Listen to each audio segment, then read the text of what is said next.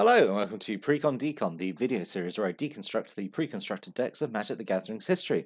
In this video we are continuing our look at the original Ravnica, and we're going to look at the Dimir Intrigues deck, which is the blue-black deck. It's the Demir Guild, so let's take a look at the deck list.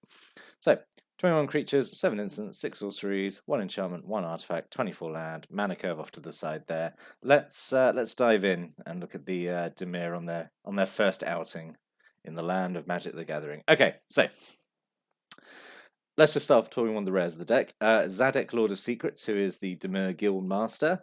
3 colors, 3 blue, three colors, 2 blue, 2 black. 5/5 flyer. So whenever he would this, it's actually a really cool ability, and I kind of wish this kind of got used somewhere else. I don't know, but it's a cool design. So if he would deal combat damage to a player, instead you put that many +1/+1 counters on him, and they mill that many cards. So this is really interesting because this is really the point where mill is now starting to become kind of more used, I guess, mechanically in the game, because up till now, it's been around a bit. Like, obviously, Millstone has always been a thing.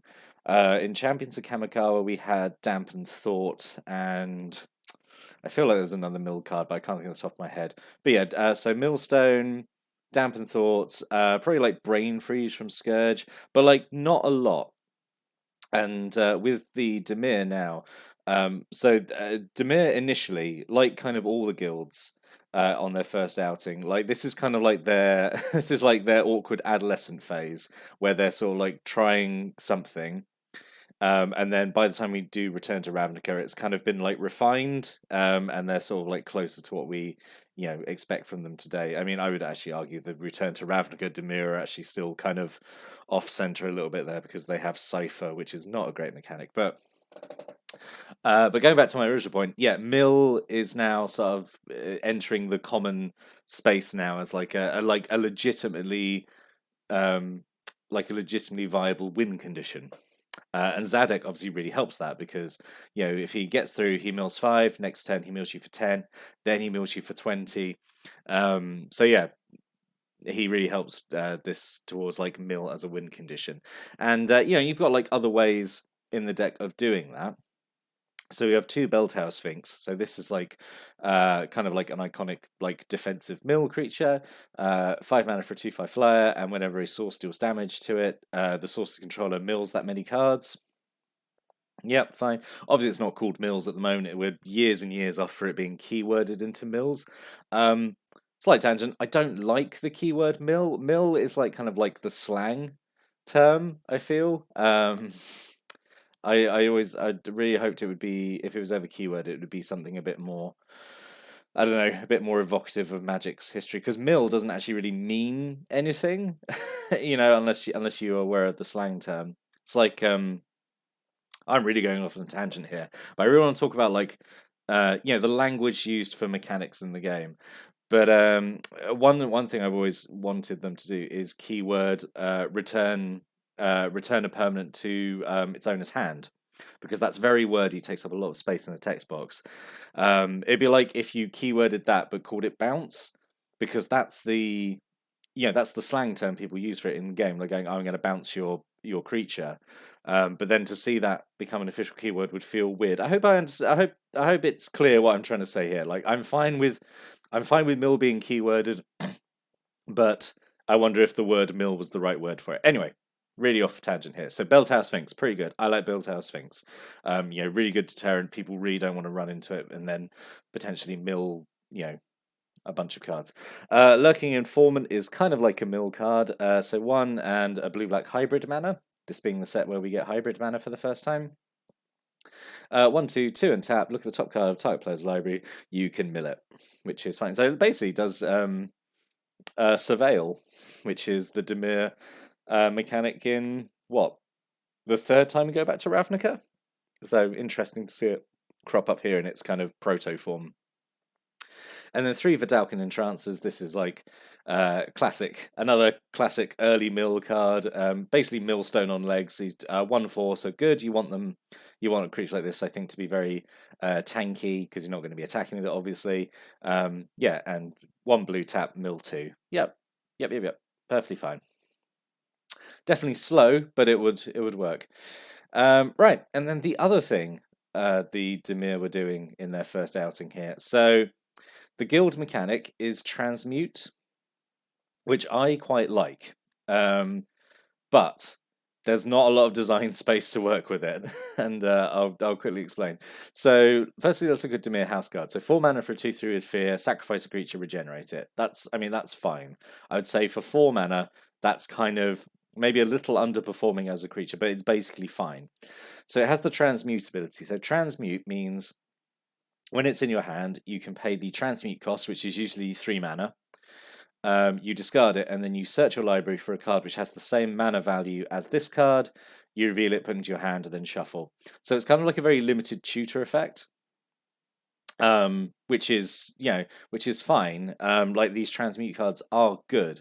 I say like there's not a lot you can do it though, like mechanically, because really all you can do is just put this on cards of different costs, and they just search out different things. So it's not too. It's good. I definitely had got a lot of mileage out of Demir House card. I don't think I've ever played Demir House card as a creature. I think I've always used it as a tutor.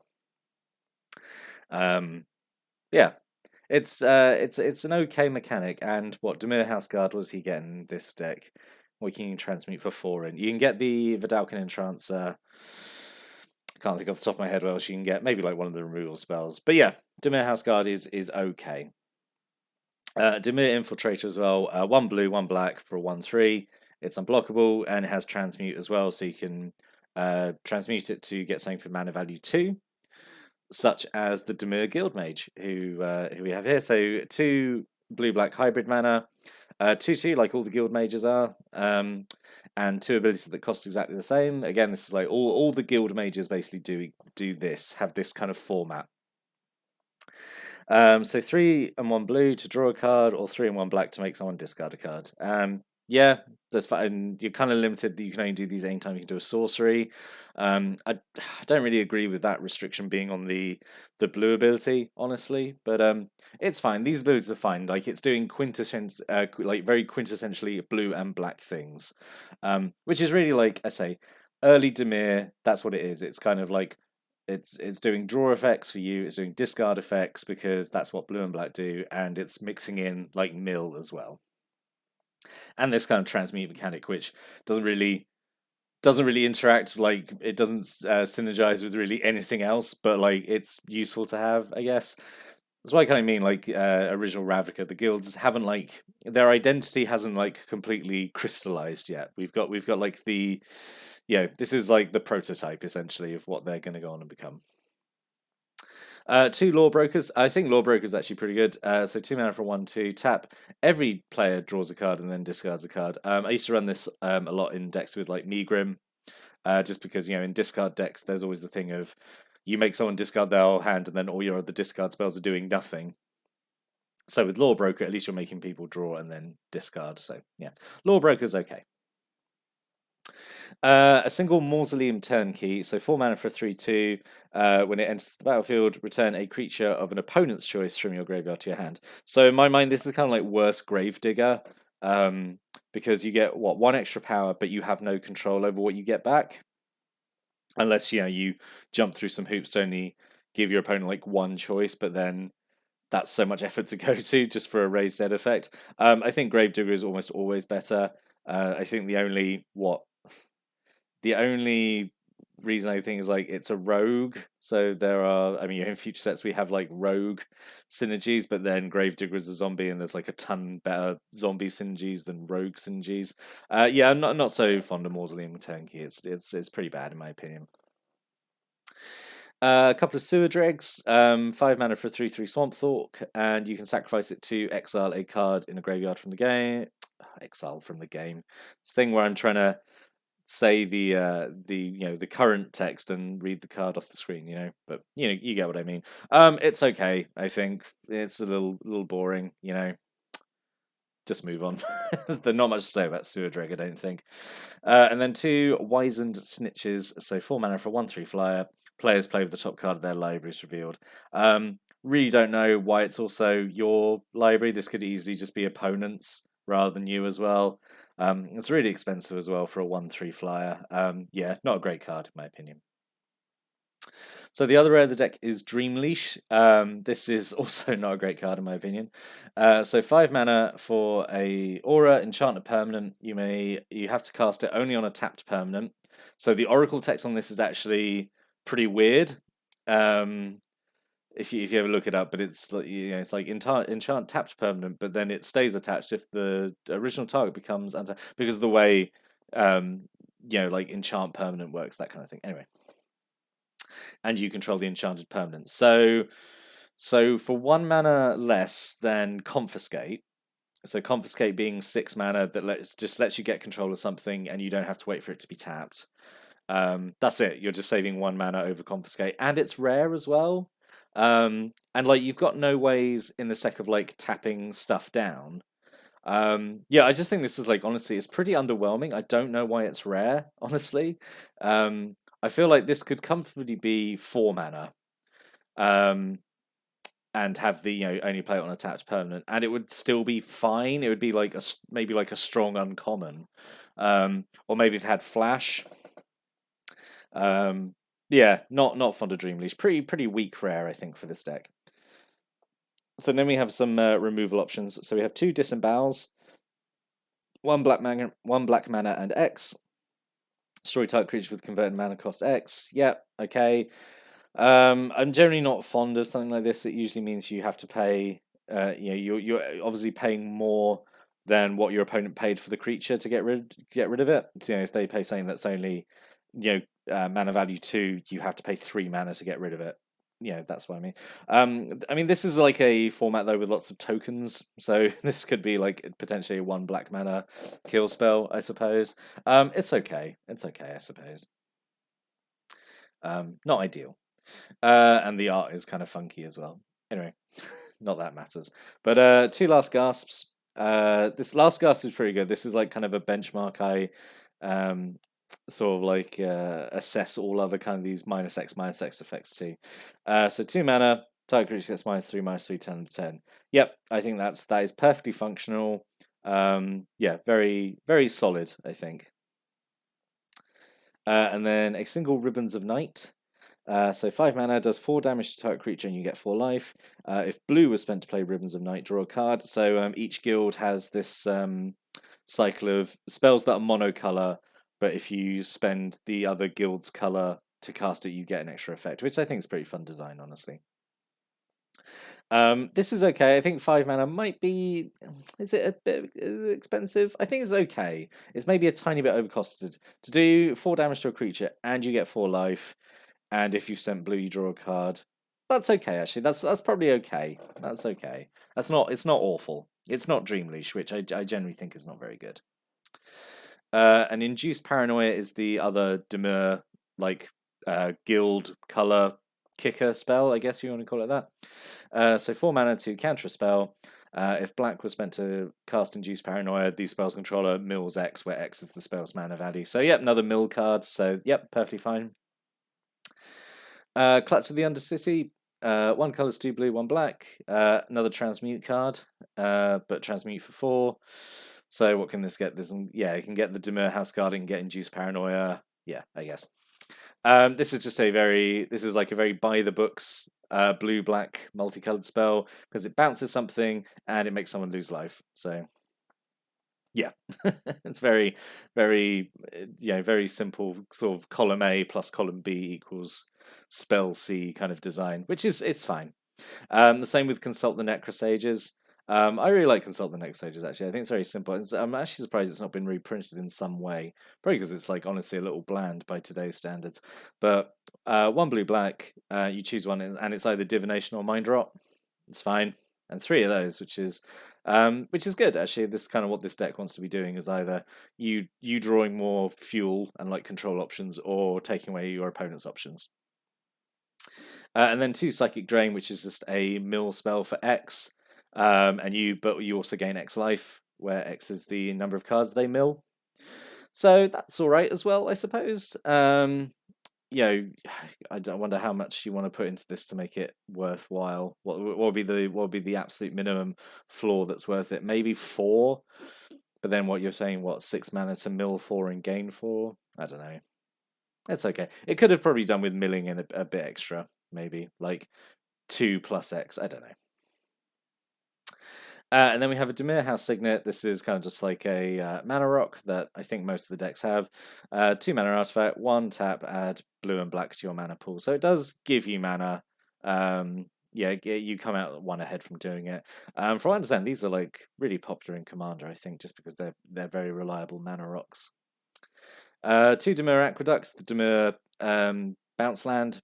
It comes into play tapped, and it gives you blue and black, but you have to return a land you can draw back to your owner's hand when it comes into play. So yeah, basically all the decks have these, I think. Pretty sure they do. And then Dusk Mantle, House of Shadow. So this is the other guild land. Tap gives you 1 colorless, or blue and black tap. A player mills 1. That ability is, I think, a little expensive just to mill 1. I think that could have been mill 2, maybe. Make it the same as Millstone, maybe. Would that be too good for a land? I don't think so. There's like a in Innistrad, there's a land that mills for 3, so I think that would have been fine to make it the same as Millstone. Anyway, so it could have been. So as I said, Dream Leash, not great in my opinion. I think let's talk about the alternate rare first. So I think Demir Cutpurse or Demir Doppelganger would have been much better than Dream Leash. Demir Cutpurse is just this kind of very by the book blue-black creature. It's a 2/2. When it deals combat damage to the player, they discard a card and you draw a card. So it's kind of like a Spectre mixed with like Thieving Magpie, I guess, if you want to put it that way. Demir Doppelganger, I think, would have been a lot more interesting. So 1 blue-black for a 0/2, and the ability 1 blue-black, exile a creature in a graveyard from the game, and then it becomes the copy of that card, and also keeps this ability so it can change again later. This obviously would have gone really well with all the mill you've got. If you're getting your opponent's cards into a graveyard, maybe you'll hit like a decent creature, and then the Demir Doppelganger transforms into that. So that would have been a good bit of synergy. A lot more synergy than Dream Leash has in the deck, because I said that really doesn't do anything in this deck, really. And then the other possibles, just an extra couple of transmute cards. Drift of Phantasms, I'm really surprised isn't in here, because Drift, I think, is actually the best of the transmute cards. So 3 mana for a 0/5 flying defender, which is like pretty solid anyway, kind of what this deck wants to kind of stall out. And it can transmute for 3, which is like a really, transmuting for 3 is like a really good value to transmute for, because a lot of your good utility cards have mana value 3. So yeah, I think Drift would have been all right. And also, like, if either Demir Cutpurse or Demir Doppelganger had been here, then Drift of Phantasms would have been good, because you could have then transmuted for them. Yeah. And then Brain Spoil is just a removal spell. It's got transmute for 5, which is, I don't think you can get so much with Brain Spoil in this deck, off the top of my head. But destroys a creature that isn't enchanted, and it can't be regenerated. So it's not color locked, which is good. They just can't be enchanted, which is actually a minor theme in original Ravnica, this kind of enchantment sub theme. So in summary, I think this is okay. I think it's actually a pretty good attempt for like the first kind of like mill pre-constructed deck. It's definitely doing something different, which is trying to win with mill, which like up till now we've not had a one of these pre-constructed decks do that. So it definitely deserves credit for that. The card selection might be a little wonky, but overall, I think it's as it usually is with these kind of like decks in the first set of a block. I think it's doing the best it can with like the card pool that's available. I think there is additional mill cards then throughout Ravnica. I can't think of them off the top of my head. But yeah, I think this would have been a good start, like a good building block to pick this up and play it out of the box, and it would have been fine, I think. maybe quite a slow game as you try and mill someone out. But as I say, you've got like other options. I say Sadek is a fairly big threat in the air, and yeah, stuff like that. Anyway, but that's my opinion of the deck after looking at it. What are your opinions? Did you own this deck? And if you did you make any changes to it? Or just what are your opinions of it after seeing the deck list? I'd really like to know. Stick a comment below. I love hearing people's stories and opinions about these decks. But I'm going to be back next time. I'm going to look at the next Ravnica pre-constructed deck. But until then, thank you for watching and have a good day.